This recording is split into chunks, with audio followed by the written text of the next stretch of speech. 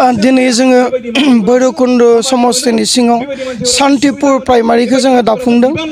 दिनै जोङो खामानि मावनानै बेखौनो गोजोननाय मोन्दों। दिनै लोब लोब रायजो राजाफ्रा गोदानै दाजानाय अल्टारनेटिभ पार्टी अफ बड'लेण्ड सुंद'यै एपिपि पार्टीखौ हेफाजाब आरो मदद होनो थाखाय लोगोसे पार्टीयाव थानानै खामानि मावनो सोरबाया प्राइमारियाव, सोरबाया ब्लकआव, सोरबाया डिस्ट्रिक्ट कमिटियाव, सोरबाया सेन्ट्रेल कमिटियाव थानानै पार्टीयाव थानानै समाजनि जानानै खामानि मावनो थाखाय दिनै आगबारिबोनायखौ आवगायबोनायखौ जोङो नुनो मोन्दों आरो फैबाय थानाय समाव जोङो गोरा गोख्रों मोनसे पार्टी जानो थांगासिनो दङ। बेखौ जों मिजिंथिदों।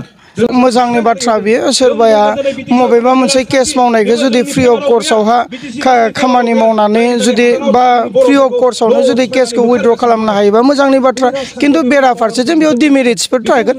खारन महिला होननानै आंहा केस जायोबा आंहा ओरैहाय केस जायोब्लानो आंहा फ्रियावनो जेन केसआ उइथड्र जागोन बेखौ नोजोर बोनानै जुदि महिलाफ्रा गाज्रि नोजोरजों एबा गाज्रि खामानि मावनो आराम्भ जायोब्ला बेखौ सोर हमथागोन? बिनिबो मोनफ्रोमबो मेरिट्सआव डिमेरिट्स थायो।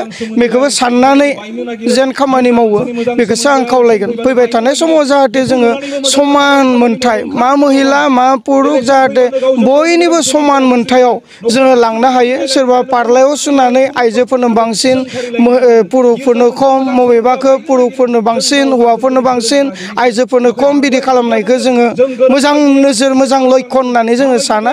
जिहेथु जोङो मानसि, हौवाब्लाबो हिनजावब्लाबो मानसि हिसाबै जाहाथे जोङो मोनसे समान अधिकारखौ मोनलाङो बेखौ नोजोर बोनानै जोंनि अल्टारनेटिभ पार्टी अफ बड'लेण्डआ खामानि मावलांगोन। बबेबा मोनसे गोजौ गाहाय जोङो जेबो लाबोआ। बेथ' 5 बोसोरा थांबाय। सुक्तिनि उनाव बे 5 बोसोराव बिथाङा खुगाजोंल'सो मावबाय। प्रेक्टिकेल हिसाबैथ' जेबो मावासै। रायजोआथ' नुदों, खाना नङा। आरो एसेबां जोंनि रायजो राजाफ्रा एसेबांखिनि साननो हायैबो नङा जे मेगनजों नुदों जे सान्ति सुक्तिकारि रन्जन दैमारिया दिनैसिमबो जोबथेसालियाव खाथेजानानै दं। बे बास्तब, बे सैथो। बेराफारसेथिं जोंनि सेंग्राफ्रा जाय समावनोखि मोजां हिक्खा लानानै साकुरि मावनांगौमोन बे समायखौ जाथिनि थाखाय त्याग खालामनानै संग्रामाव बारसोमबाय, जाथिनि थाखाय आन्दलन खालामबोबाय। बै सेंग्राफ्रा दिनै सोरबा रिक्सा सालायनानै जादों, सोरबाया दाउ दाननानै जादों, सोरबाया अमा दाननानै जादों, सोरबाया हाजिरा मावनानै जादों। बेबो सैथो। दा गतिके माबेखौ लानानै थगायनो नागिरदों आं मिथिया। आं बिथांखौ काउन्टार होनोबा आं समाया। बिनिखाय फैबाय थानाय समाव जों बास्तबखौ नोजोर बोनानै, सैथोखौ नोजोर बोनानै जोङो खामानि मावगोन। जि जोङो खुगायाव खम बुङो नाथाय प्रेक्टिकेलाव जों बांसिन मावो। नाय जेन एनडिएफबिआ 34 बोसोर आखायाव अस्त्र लानानै संग्राम खालामबाय। 4000निबो बांसिन एनडिएफबिफ्रा मुंख्लं जालांबाय। जि बुस्थुखौ रायजो राजाफ्रा मेगनजों नुबोदों आरो फोथायनाय दङ। बे संग्रामनि गेजेरजों दिनै जोंनि ओनसोलाव जोङो रायजो राजाया खावलायनाय बायदि, भारत सरकारा खावलायनाय बायदि जोङो भारत सरकारनि खावलायनायखौ नाजावनानै सान्ति सुक्तियाव जिरायदों आरो जोंनि आखायाव लानाय गासै हाथियारखौ जों भारत सरकार, आसाम सरकारनो गथायनानै होबोदों। दिनैनि तारिखाव बिथाङा सान्ति फैबाय होनना बुंनो नागिरदों, नाथाय बै सान्तिखौनो जोङो पार्मानेन्ट खालामनो नागिरदों। दिनैनि तारिखाव सान्ति फैबाय होनना बुंनो थाखाय दिनै सान्तिखौ खुगाजों बुंस्लाबनानै मोननाया सान्ति नङा। गोसोजों अनुभब खालामनो हानांगोन।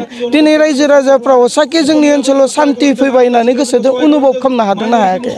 दिनै जोबथेसालियाव दिनै गोबां बारग' एनडिएफबिफ्रा खाथेजानानै दङ। बे हिसाबाव रायजो राजाफ्रा सान्तिया फैबाय होनना अनुभब खालामनो हादोंना हायाखै? जि समायाव एनडिएफबि आखायाव हाथियार लानानै संग्राम खालामोमोन बैखिनि समायाव सिलाइ गुलि बारुदजों जेसेबांखिनि मानसि थैदोंमोन दिनैनि बै सेक्रिफाइसमोन। नाथाय दिनैनि तारिखाव जों बारग' एनडिएफबिफोरा सुक्ति खालामखांनायनि उनाव, हाथियार गथायखांनायनि उनाव नोंथांमोना थांनानै नायगोन, हस्पिटालाव रिपर्ट लागोन, बांसिन ड्राग्सजों थैदोंना थैयाखै? बांसिन गान्जाजों थैदोंना थैयाखै? बांसिन जौदों थैदोंना थैयाखै? दिनै बेयो प्रेक्टिकेल। हस्पिटालाव थांनानै नोंथांमोना रिपर्टखौ लायो थां।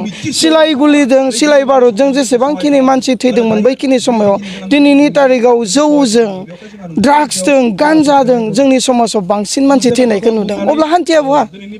बिथाङा माखो लानानै हान्थि बुंनो नागिरदों जों बुजियाखै खिन्थु बिथाङा परिबर्तननि बाथ्राखौ हले मावफुंबाय परिबर्तना मोननै एंगेलाव जायो मोजांनिफ्राय गाज्रि खालामनायाबो परिबर्तन गाज्रिनिफ्राय मोजाङाव लाबोनायाबो परिबर्तन बिथाङा मोजांनिफ्राय गाज्रियाव लांनाय परिबर्तनखौ खिन्थु मावफुंनो हाबाय रायजोनि गेजेराव बेखौ हले रायजो राजाफ्रा स्वीकार खालामो नाथाय नोंथांमोननि मेन एक्सएनडिपिनि सिमाङा मामोन बर' हारिफोरनि थाखाय बर' रायजोनि थाखाय जोंनि जि सिमां बे सिमाङाथ' थेर बेथेर जालांबाय थेवब्लाबो दिनै जोङो जानजि खाफ्राफिनदों दिनै जोङो बारग' एनडिपिफोरा थांनाय 2020 जानुवारि 27 तारिखआव सान्ति सुक्ति खालामबाय बिनि उनावहाय जों आफादखौबो डिसबेन्ड खालामबाय आरो दिनैनि तारिखआव जों गोदान सेंग्रा सिख्लाफोरखौ आफादाव रिक्रुट खालामनो हानाय जोंहा मोन्थाय गैया गोदान आफाद दानायनिबो जोंहा मोन्थाय गैया बेनिखाय जोङो डेम'क्रेसियाव थानानै डेम'क्रेसि हिसाबै पलिटिकेल पार्टि दानानै बेयाव जों गोबां रायजो राजाफोरखौ लाफानानै समाजखौ सिबिनो नागिरदों लोगोसे जोंनि जि सिमां बे सिमांखौ जाफुंहोनायनि थांखियाव जोङो थांनो नागिरदों जोङो मेंग्लियाखै जोङो बायग्लियाखै जोंहा संगठनासो सिफाय जादों नाथाय जोंनि गोसो गोरबोआव जे हारिखौ अननाय मोजां मोननाय बेखौ दिनै सरकारा माब्लाबाबो जोंनिफ्राय सेख'नानै लानो हायाखै आरो बेयो माब्लाबाबो थेर बेदेर बायफ्लेनानै थांनाय नङा जों जाथिखौ सिबिदों आरो सिबिलांगोन मोजांनि बाथ्रा खौसेथिया फैयोब्ला नाथाय मोनसे बुस्थुखौ नोंथांमोना लक्ष्य खालाम बिथांमोननि जेब्लानाखि मेल मिटिं जायो उनथिंजाय मोनसे बेनार थायो जेरावनाखि पिस इउनिटि एन्ड इन्टिग्रिटि नाथाय पुलपिटआव थानानै माइक्र'फनाव बिथांमोना सोरखौबा थिग सेरायगोन बबेबा पार्टिया बबेबा पार्टिखौ थिग सेरायगोन बबेबा पार्टिया बबेबा पार्टिखौ थिग सेरायगोन अब्ला इउनिटिया बहा थाखो खौसेथिया बहा थाखो बेयाव डेभेलपमेन्टआ बहा थाखो बेयाव पिस सान्तिया बहा थाखो बेयाव सोरबा रायजानायाथ' दुखु मोनथारदोंना दिनै आं नाम लानो गोसो गैया